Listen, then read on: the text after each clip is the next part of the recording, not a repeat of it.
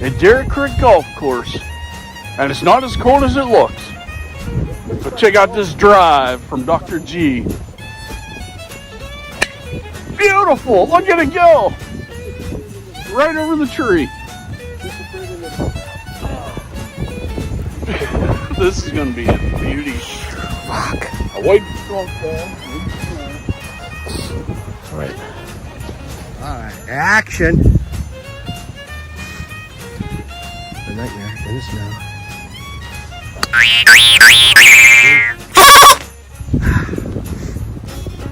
Snow behind. Hell, the heavy stuff wasn't supposed to come down for a couple more hours. This is fucked up. Yeah, the wind might have an effect on this one. There you go.